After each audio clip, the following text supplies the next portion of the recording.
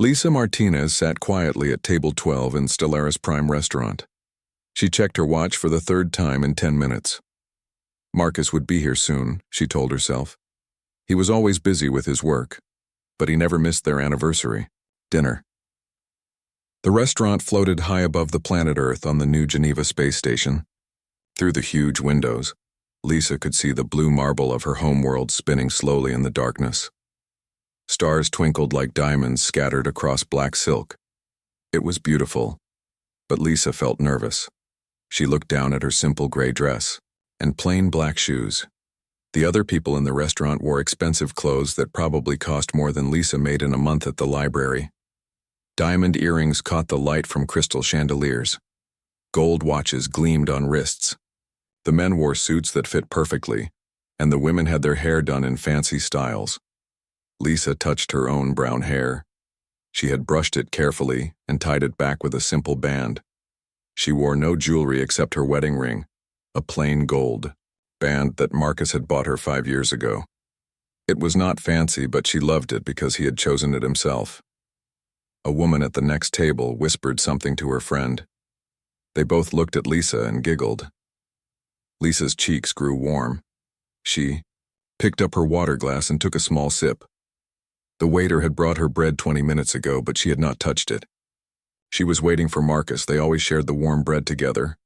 It was their tradition. "Excuse me, miss." A tall man in an expensive black suit walked over to her table. His name tag said, Vincent Kane, manager. His voice was cold, and his eyes looked at her like she was something dirty. "Yes?" Lisa looked up at him. "I need to speak with you about our dress code policy." Vincent Kane looked around the restaurant, then back at Lisa. "This is a very exclusive establishment. We have certain standards." Lisa felt her heart start to beat faster. "I don't understand. Is there a problem?" "Look around you, miss. Do you see how our other guests are dressed?" Vincent Kane waved his hand toward the other tables. "This restaurant serves the most important people in the solar system. Business leaders, politicians, celebrities. They expect a certain atmosphere." Lisa looked around the restaurant again. At one table sat Gregory Palmer, the famous tech company owner. She recognized him from news videos. At another table, Miranda Blackwell, the rich woman who owned fashion companies on 3 different planets, was eating soup from a gold spoon. "I'm waiting for my husband," Lisa said quietly. "We have a reservation." Vincent Kane laughed, but it was not a nice laugh. "Your husband?" "Miss, I think you're confused. Perhaps you meant to go to the coffee shop on level 5. It's much more suitable for people like you." Lisa felt tears start to form in her eyes, but she blinked them back.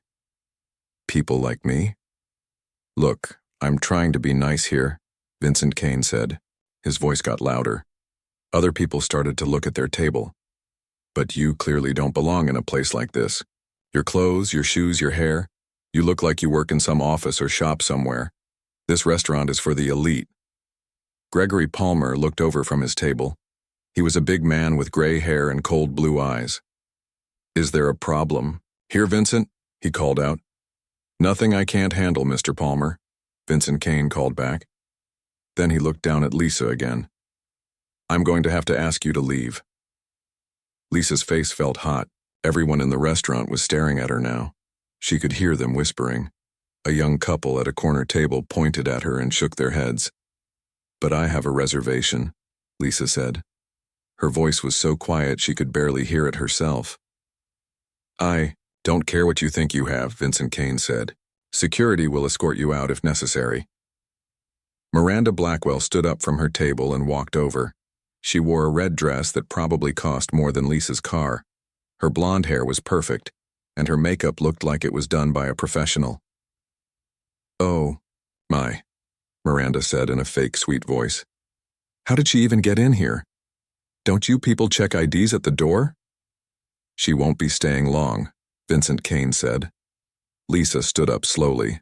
Her legs felt weak. "I'll wait outside for my husband," she said.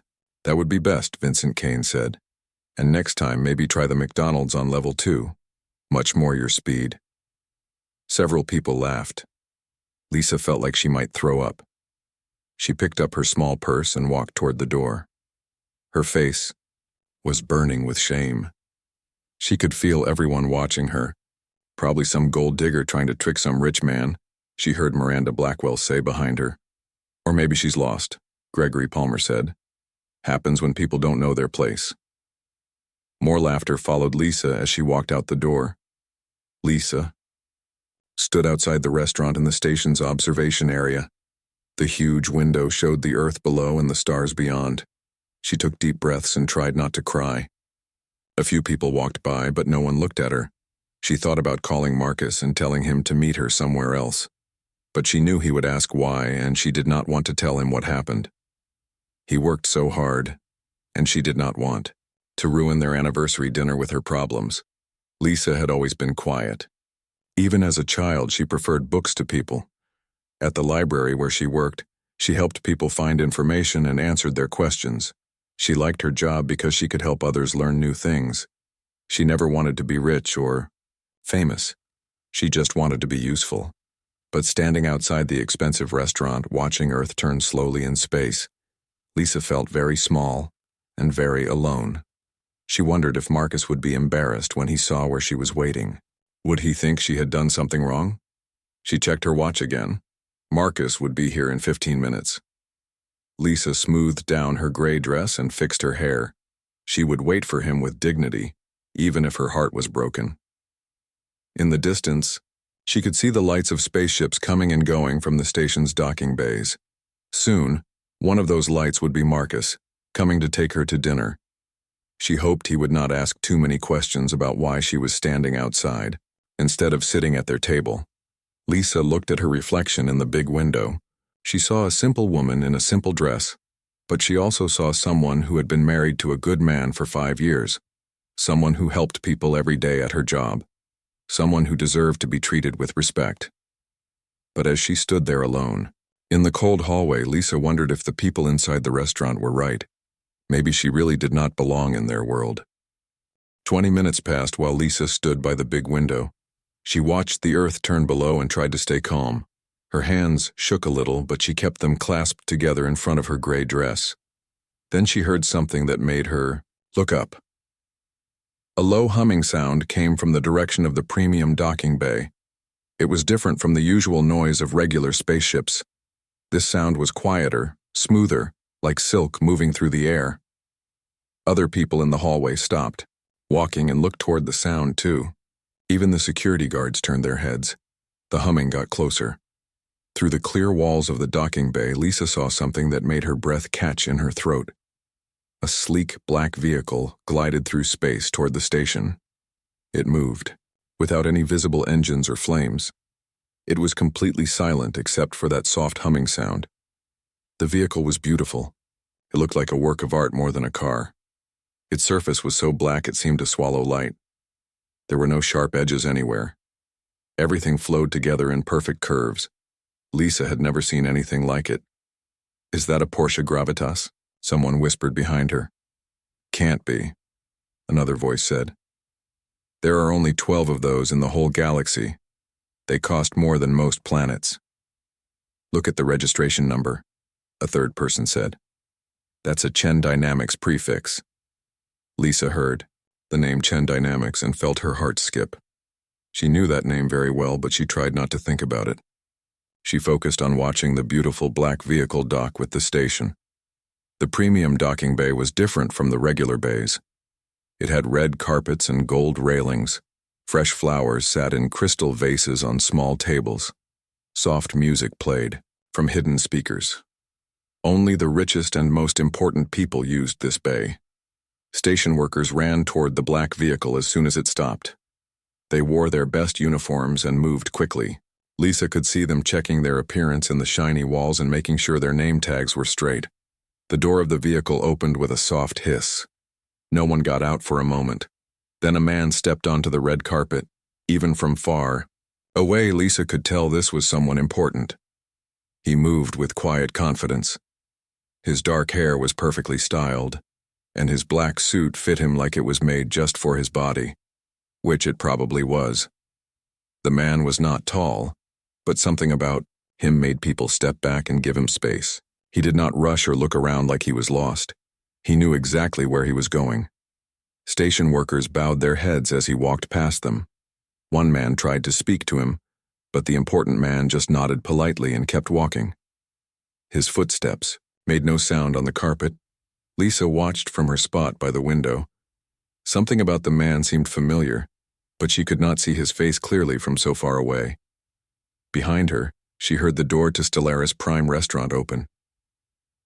Vincent Kane, the manager who had kicked her out, walked into the hallway. He was talking on his communication device. "Yes, sir," Vincent Kane said into the device. "We have everything ready. The best table, the finest wine, the chef's special menu. Don't worry, sir. Everything will be perfect." Vincent Kane ended his call and straightened his tie. He looked nervous and excited at the same time. He checked his watch and looked toward the premium docking bay. Lisa moved a little further away from the restaurant door. She did not want Vincent Kane to see her and make another scene. More people came out of the restaurant to look at the black vehicle. Gregory Palmer stepped into the hallway, followed by Miranda Blackwell. Other wealthy customers came out too. They all stared at the premium docking bay with curious eyes. "Who do you think it is?" Miranda Blackwell asked. She tried to sound casual, but Lisa could hear excitement in her voice. "Has to be someone incredibly important," Gregory Palmer said. "I've only seen 3 Gravitas vehicles in my whole life. Each one belonged to someone who could buy and sell small countries." Vincent Kane hurried back into the restaurant. Through the open door, Lisa could hear him shouting orders at the waiters and kitchen staff. "Move table 7 to the back. Put fresh flowers on table 1. Get the good crystal. Hurry." The important man from the black vehicle was walking through the station now. Lisa could see him getting closer. Station security guards walked with him, but they stayed a few steps behind. They looked like they were protecting him, but also like they were afraid of him.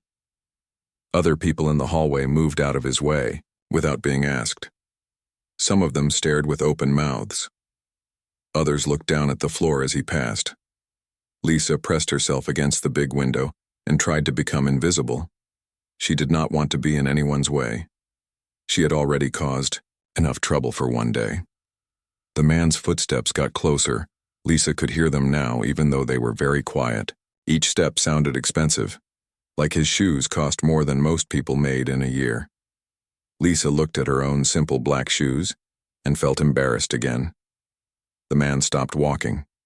Lisa could feel him looking at her. She kept her eyes on the earth below and tried to pretend she was not there. "Lisa?" The voice was soft and familiar. Lisa's heart stopped beating for a moment. She knew that voice better than any other voice in the world. Slowly, she turned around. The important man in the expensive suit was Marcus Chen, her husband, the man she had been waiting for at their anniversary dinner. Marcus walked over to her with a smile on his face. His eyes were warm and kind, just like always. He looked exactly the same as when he left their apartment that morning, except now, he was surrounded by wealth and power that Lisa tried not to think about. "Hi, sweetheart," Marcus said. He leaned down and kissed her cheek gently. "Sorry I'm late. The meeting ran longer than expected." Lisa felt tears in her eyes, but they were happy tears this time. "It's okay," she whispered. Behind them, Lisa heard someone gasp. She turned and saw Vincent Kane standing in the restaurant doorway. His face was white as paper. His mouth hung open like a fish. Gregory Palmer and Miranda Blackwell stared at Marcus and Lisa. Their expressions changed from curiosity to confusion to something that looked like fear. Marcus put his arm around Lisa's shoulders. "Ready for dinner?" he asked her. Lisa nodded, not trusting her voice to work properly. As they walked toward the restaurant, Lisa heard Vincent Kane make a small choking sound. She saw him grab the door frame to keep from falling down. The other wealthy customers stepped back as Marcus and Lisa approached. No one said a word. The hallway became completely quiet, except for the soft humming of the black Porsche Gravitas in the docking bay. Marcus and Lisa walked into Stellaris Prime Restaurant together. Marcus's arm stayed around Lisa's shoulders, gentle but protective. Every person in the restaurant turned to look at them. Vincent Kane stood frozen by the door. His face had turned from white to green. Sweat appeared on his forehead even though the restaurant was cool. His hands shook as he tried to smooth down his hair. "Good evening," Marcus said to Vincent Kane. His voice was calm and polite, but there was something cold underneath it. "I believe my wife and I have a reservation." Vincent Kane opened his mouth, but no sound came out. He looked like a fish trying to breathe air. His eyes went back and forth between Marcus and Lisa. "Table for Chen," Marcus continued. He smiled, but the smile did not reach his eyes. "Table 12, I believe." "Yes, sir," Vincent Kane finally managed to say. "Of course, Mr. Chen. Right this way, sir." Lisa felt all the eyes in the restaurant watching her. The same people who had laughed when she was kicked out now stared with shocked faces. Gregory Palmer's mouth hung open. Miranda Blackwell looked like she had seen a ghost. Vincent Kane led them across the restaurant. His legs moved stiffly like he was a robot running out of power. Other customers whispered to each other as Marcus and Lisa passed their tables. "Is that really Marcus Chen? The Marcus Chen from Chen Dynamics? What's he doing with that woman?" Marcus pulled out Lisa's chair for her at table 12. It was the same table she had been sitting at before. The bread was still there, cold now, but Marcus did not seem to notice. "Thank you, darling," Lisa said quietly as she sat down. Marcus took his seat across from her. He looked completely relaxed, like nothing unusual had happened. But Lisa could see a small muscle moving in his jaw. She knew that sign. Marcus was angry, but he was controlling it. Vincent Kane stood beside their table, still looking sick. "Can I get you anything to drink, Mr. Chen? Our finest wine, champagne, whatever you desire." "Water will be fine," Marcus said. He did not look at Vincent Kane. He looked at Lisa. "Are you all right, sweetheart?" Lisa nodded. "I'm fine now." Marcus's eyes grew colder. "Now?" Vincent Kane made a small squeaking sound. He knew what was coming. "Is there something I should know about?" Marcus asked. His voice was still calm, but now it was like ice. "Did something happen while I was away?" Lisa looked down at her hands. She did not want to make trouble. "It's nothing important, Marcus. Really, I would like to hear about this nothing important," Marcus said. He finally looked at Vincent Kane. "Perhaps the manager can explain." Vincent Kane's face went from green to gray. "Mr. Chen, sir, there was a small misunderstanding. Nothing serious. Just a mix-up about the dress code." Marcus leaned back in his chair. "Dress code," he repeated. "Yes, sir. You see, we have standards for the atmosphere. Our guests expect a certain level of elegance, and my wife did not meet these standards," Marcus said. It was not a question. Vincent Kane's mouth opened and closed several times. "Well, sir, she was dressed rather simply, and she was alone. We thought perhaps she was in the wrong place." "The wrong place," Marcus repeated again. Lisa reached across the table and touched Marcus's hand. "Please, let's just have dinner." But Marcus was not finished. He looked around the restaurant at all the people who were still staring. "Do any of you know who my wife is?" No one answered. Gregory Palmer looked down at his food. Miranda Blackwell suddenly found her wine glass very interesting. Marcus stood up. His movement was smooth and controlled, but something about it made everyone in the restaurant go quiet. "This is Dr. Lisa Martinez Chen," Marcus said. His voice carried clearly through the silent restaurant. "She has 3 degrees from Earth. University, quantum physics, xenolinguistics, and interspecies relations." Vincent Kane's eyes grew wide. "She speaks 14 languages, including 4 alien languages that only 12 humans in the galaxy can speak," Marcus continued. "She has written books that are taught in universities on 23 worlds." Lisa felt her cheeks grow warm. She did not like being the center of attention. "Dr. Martinez Chen," Marcus said, "is the head of diplomatic relations for the Sol system. She negotiates trade agreements with alien civilizations. Last month, she saved humanity $3 trillion. Credits in a single meeting with the Altarian Trade Council. Gregory Palmer looked up from his plate. His face was pale. She is also, Marcus said, the kindest, smartest, most important person I have ever met. And you kicked her out of your restaurant because of her clothes. Vincent Kane looked like he might faint.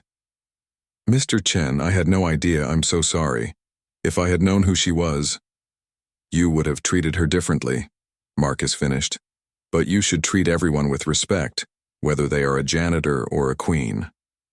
Marcus sat back down and took Lisa's hand. My wife was here tonight for our anniversary dinner. Instead, she was humiliated by people who think money makes them better than others. The restaurant was completely silent now. Even the kitchen sounds had stopped. Marcus looked at Vincent Kane. Do you know what Chen Dynamics does? You build spaceships, sir, and space stations, mining equipment. We built this station, Marcus said quietly. We built the engines that power it. We built the life support systems that keep you breathing. Chen Dynamics owns the patent on the artificial gravity that keeps your feet on the floor. Vincent Kane's face went completely white. We also, Marcus continued, own the company that supplies food to this restaurant, and the company that provides your water, and the company that handles your waste management. Lisa squeezed Marcus's hand. She could see where this was going. Mr. Chen, Vincent Kane whispered, please. I made a mistake, a terrible mistake. Let me make it right. Marcus looked at him for a long moment. You made my wife cry, he said simply. Those 5 words hung in the air like a death sentence. Gregory Palmer stood up from his table. Marcus, I think there's been a misunderstanding. We didn't mean any harm. Marcus turned to look at him. Gregory Palmer, isn't it? Palmer Tech Solutions? Gregory Palmer nodded nervously. Chen Dynamics has several contracts with your company. Marcus said. Had several contracts. Gregory Palmer's face went pale. Marcus, let's be reasonable here. I am being very reasonable, Marcus said. My wife is the most reasonable person in the galaxy. She would probably forgive all of you and suggest we just forget this happened. Lisa nodded. I would. Really. Marcus, it's okay. Marcus smiled at her, and this time the smile was real and warm. I know you would, sweetheart. That's why I love you so much. He looked back at the other people in the restaurant. But I am not as forgiving as my wife. Marcus stood up again and pulled out his communication device. I think it's time to make a few phone calls. Marcus held his communication device in his hand. The small black rectangle looked harmless, but everyone in the restaurant stared at it like it was a weapon. Marcus, please, Lisa whispered. Let's just go home. Marcus looked at his wife. His expression softened for a moment. I know you want to forget this, sweetheart, but some lessons need to be taught. He pressed a button on the device. The first call connected immediately. Director Hamilton, Marcus said into the device. This is Marcus Chen. I need you to send a health inspection team to Stellaris Prime Restaurant immediately.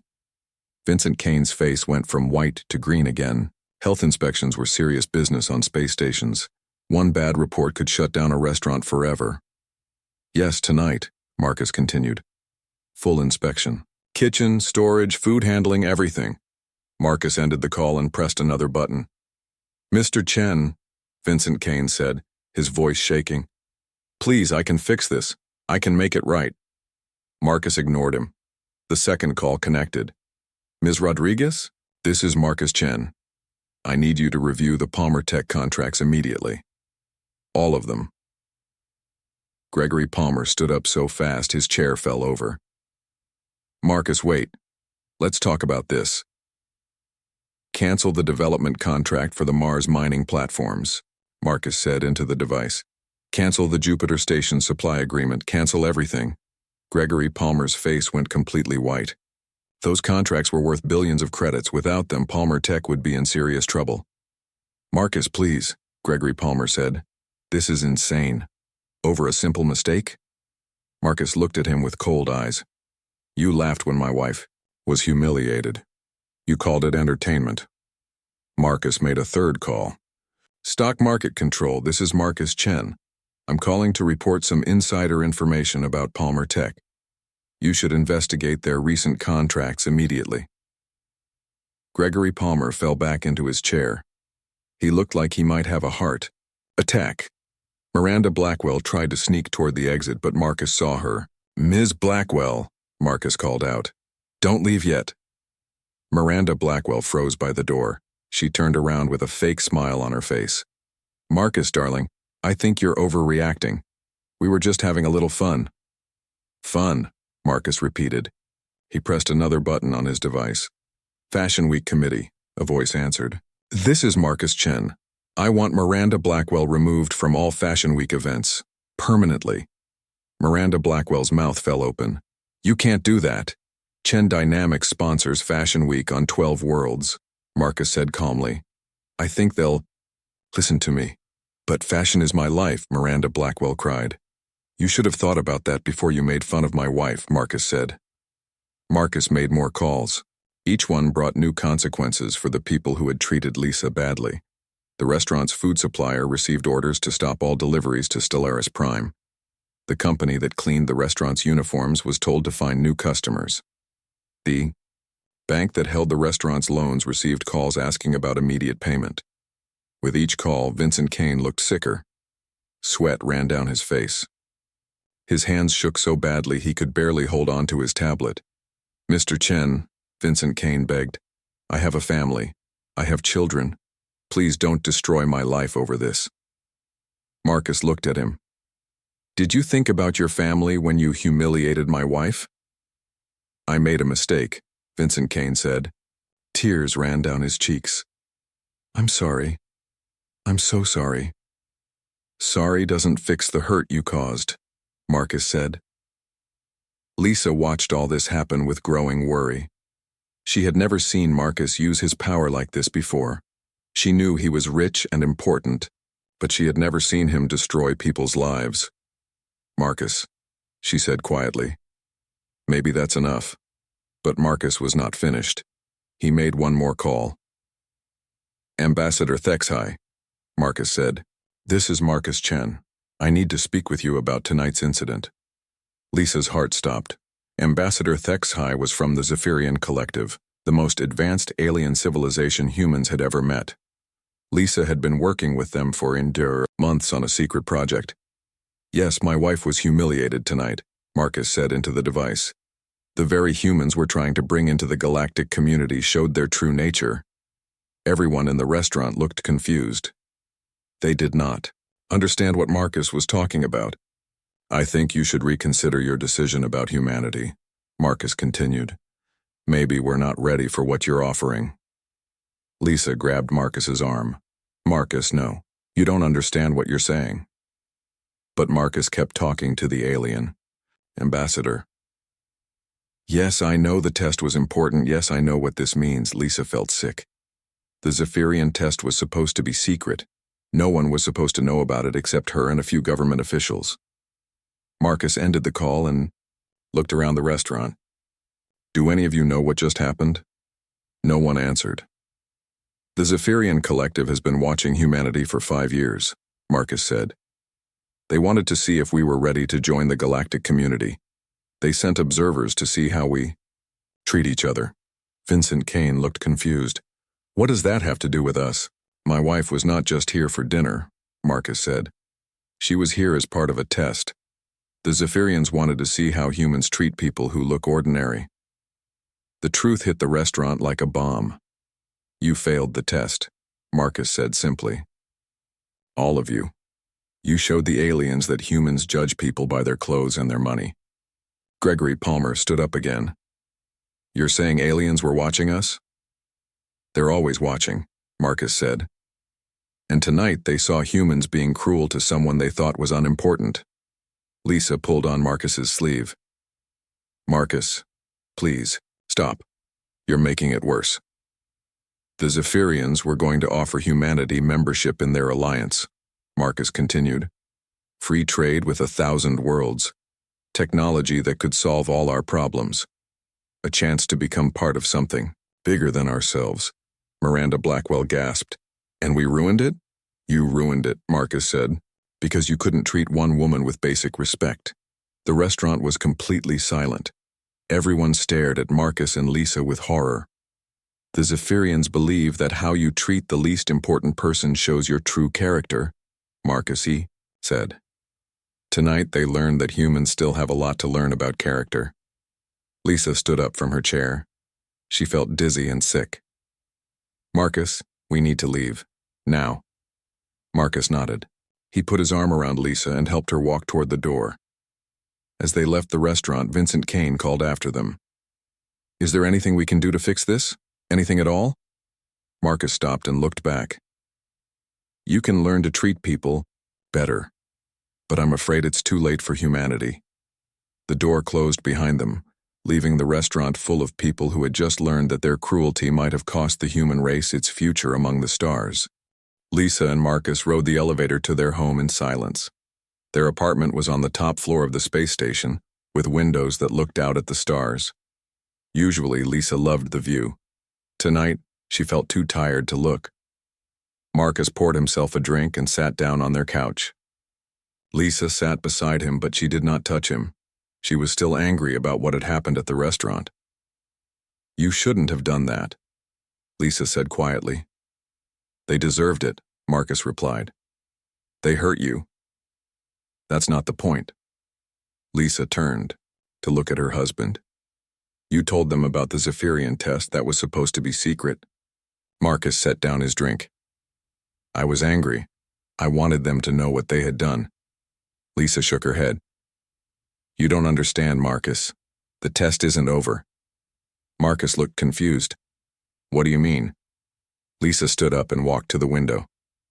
Earth hung in space below them, blue and beautiful. The Zephyrians didn't just want to see how people treated me in one restaurant. They wanted to see how humanity would react when they learned the truth. I don't follow, Marcus said. Lisa sighed. The whole thing was planned, Marcus, by me and Ambassador Thexhai. Marcus stared at his wife. Planned? I chose that restaurant on purpose, Lisa said. I dressed simply on purpose.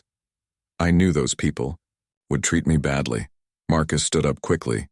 You knew they would hurt you? The Zephyrians needed to see the real humanity, Lisa explained. Not the fake politeness we show to aliens. They needed to see how we treat each other when we think no one important is watching. Marcus felt anger rising in his chest again. So you let them humiliate you for some alien test?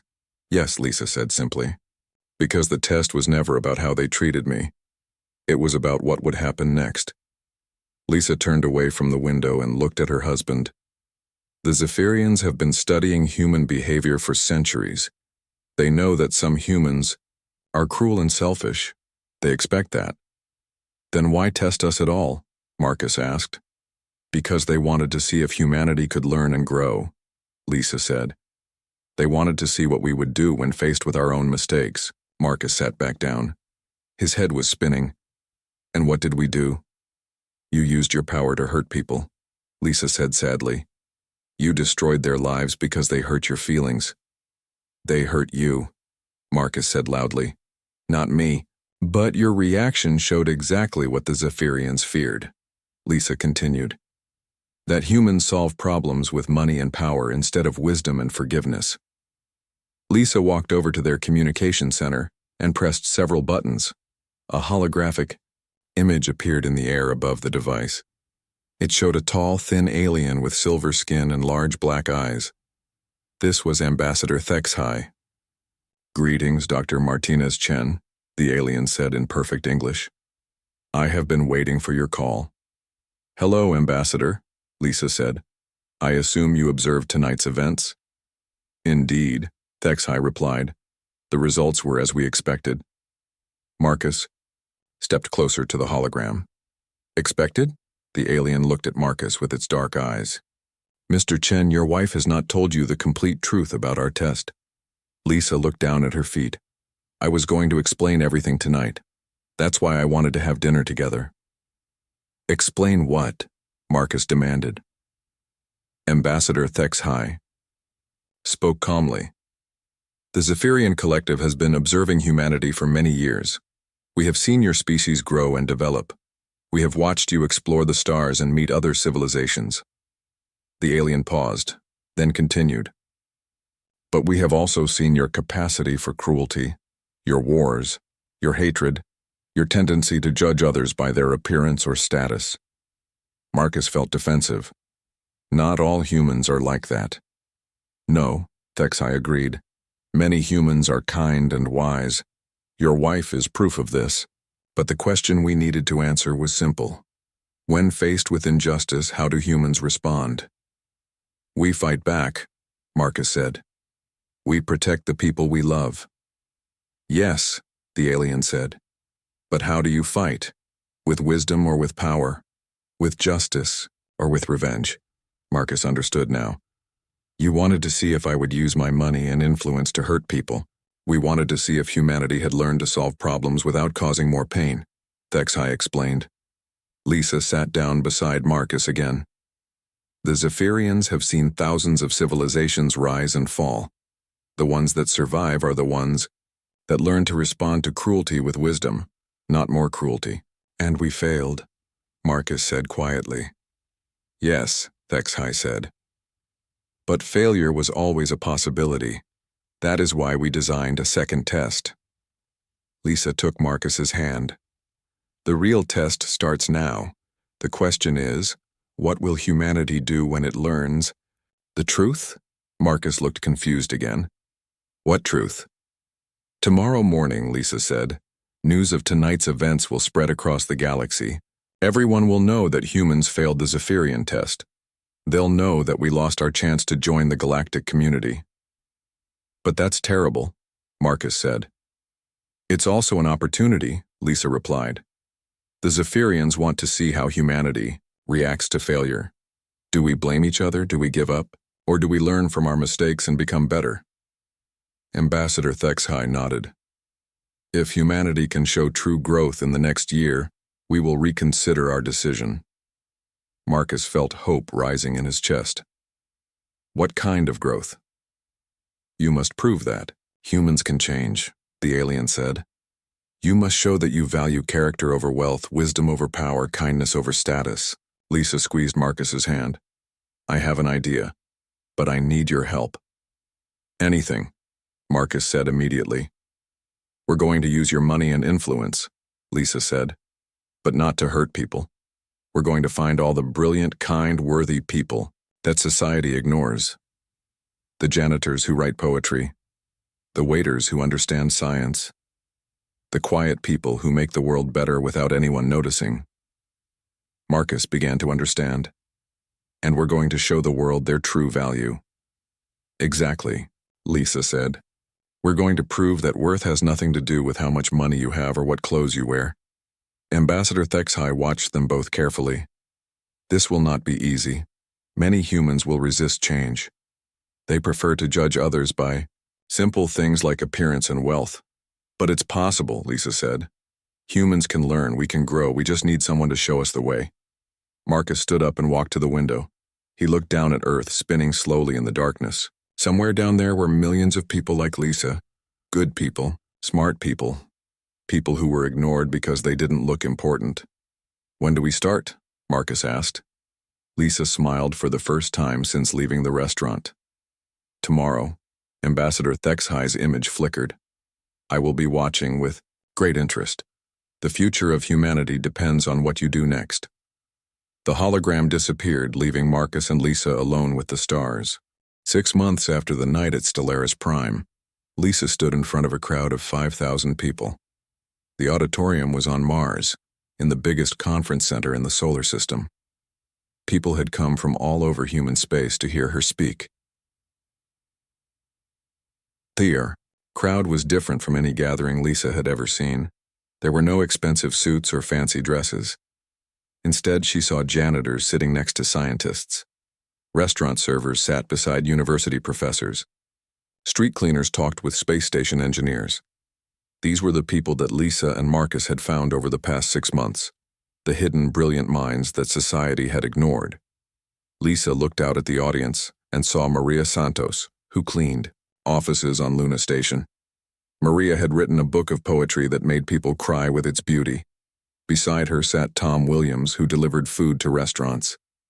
Tom had invented a new type of engine that could make spaceships twice as fast.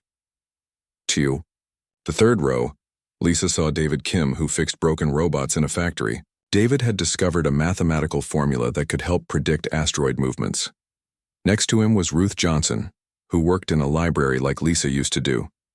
Ruth spoke 7 languages and had translated important alien texts that helped humans understand other cultures. Marcus stood at the side of the stage watching his wife with pride. Over the past 6 months, he had learned things about humanity that amazed him. In every city, on every world, there were people doing important work that no one noticed. People who deserved respect, but never received it. 6 months ago, Lisa began.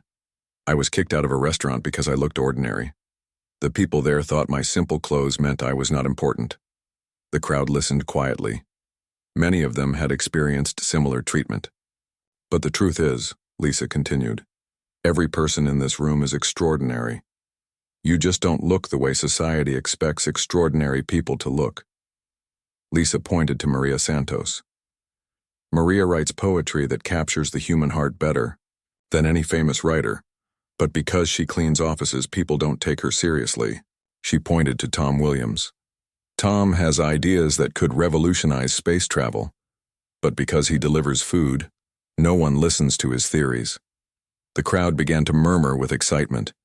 These people had spent their whole lives being ignored. For the first time, someone was telling the world about their real value. Today, Lisa said, we are launching the Hidden Wisdom Foundation. This organization will find brilliant people like you and give you the resources you need to share your gifts with the world. Marcus stepped forward and took the microphone. My wife taught me that wealth means nothing if you don't use it to help others. Over the next 5 years, Chen Dynamics will invest 50 billion credits in supporting people who have been overlooked by society. The crowd erupted in cheers. 50 billion credits could change thousands of lives. But this is about more than money, Marcus continued. This is about changing how humanity sees itself. We need to learn that worth comes from character, not from bank accounts. Lisa took the microphone back. The Hidden Wisdom Foundation has already begun to change things. Maria's poetry is now taught in schools on 12 worlds. Tom's engine designs are being tested by the best engineers in the galaxy. David's mathematical work is helping us explore space more safely. She paused and looked out at the crowd. But the most important change is happening in how we treat each other. On the big screen behind Lisa, a video began to play. It showed Vincent Kane, the manager who had kicked Lisa out of the restaurant.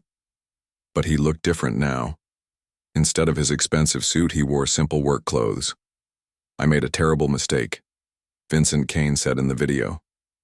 I judged someone by her appearance and treated her cruelly. I lost my job and my restaurant, but I gained something more important. I learned that every person deserves respect. The video showed Vincent Kane working in a soup kitchen, serving food to homeless people. He smiled as he handed plates to children and elderly people. I'm not the same person I was 6 months ago, Vincent Kane continued. I learned that true success comes from helping others, not from putting them down. The video changed to show Gregory Palmer. The former tech company owner was teaching computer programming to poor children on Earth. I used to think money made me better than other people, Gregory Palmer said. I was wrong. The most valuable thing I own now is the respect of these kids, who are learning to code. Even Miranda Blackwell appeared in the video. She was working with refugees from a war-torn planet, helping them learn job skills. I spent my whole life worried about fashion and status, Miranda Blackwell said. Now I know that the most beautiful thing is seeing someone's face light up when they learn they can build a better life. The crowd watched in amazement. The people, who had been so cruel 6 months ago, had completely changed their lives. Lisa stepped forward again. The Zephyrians are watching us. They want to see if humanity can truly grow and change. Today, I think we have our answer. A new hologram appeared on the stage. It was Ambassador Thexai, looking down at the crowd with its large dark eyes. Greetings, the alien ambassador said. I have been observing your species for the past 6 months. I have watched your Hidden Wisdom Foundation transform lives across the galaxy. The crowd went completely silent. I have seen humans learn to value character over wealth, Thexai continued. I have seen them choose kindness over cruelty. I have seen them lift up those who were forgotten. Ambassador Thexai paused, then continued. The Zephyrian Collective has made a decision. We are prepared to offer humanity a probationary membership in the Galactic Alliance. The crowd exploded with cheers and applause. People hugged each other and cried with joy. Humanity had passed the test. Dr. Lisa Martinez Chen, Thexai said, the Galactic Council would like to invite you to serve as humanity's first ambassador to the Alliance. Lisa felt tears running down her cheeks. She looked out at the crowd of ordinary people who had done extraordinary things. She looked at Marcus, who had learned to use his power for good instead of revenge. I accept, Lisa said. Simply, Ambassador Thexai nodded. The council chambers await you on Zephyr Prime. When you are ready, we will begin the process of integrating humanity into the galactic community. The hologram faded, leaving Lisa standing before a crowd of cheering people. Marcus walked over and put his arm around his wife. Are you ready to represent humanity among the stars? Lisa looked out at the amazing people in the audience. People who proved every day that worth had nothing to do with appearance or wealth. People who showed that humanity's greatest strength was its ability to grow and change. Yes, Lisa said. I think humanity is finally ready. 3 months later, Lisa Martinez Chen walked into the Galactic Council chambers on Zephyr Prime. She wore a simple blue dress and carried herself with quiet dignity. Around her sat representatives from hundreds of advanced civilizations. For the first time in human history, Earth had a voice among the stars. And that voice belonged to a woman who had once been kicked out of a restaurant for looking ordinary. The universe was about to learn that there was nothing ordinary about humanity at all.